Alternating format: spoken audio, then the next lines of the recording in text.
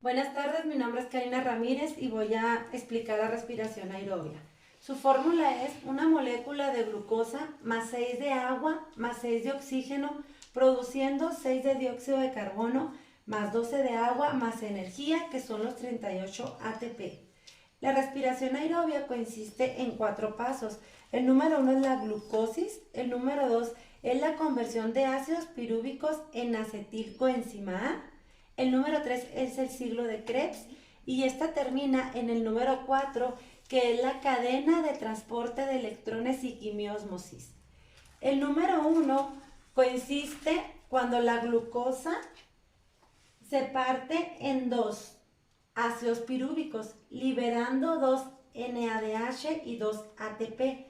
NADH son los nicotín, adenín, dinucleótido hidrogenado, y los ATP son los adenosin trifosfato.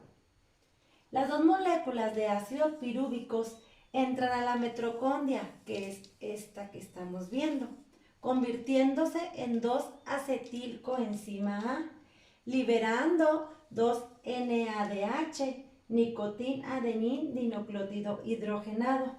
Las dos moléculas de acetilcoenzima A entran al ciclo de Krebs, que está dentro de la mitocondria.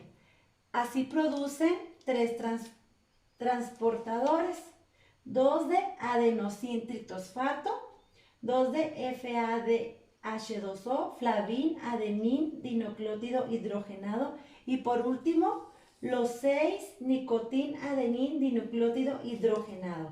A esto se le llama cadena de transporte de electrones y quimiósmosis.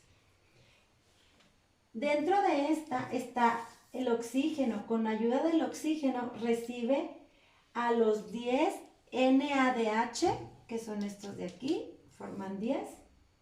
Recibe a los 2 flavina, adenín, diclótido dihidrogenado, y con ellos puede producir los 34 ATP, adenosin trifosfato.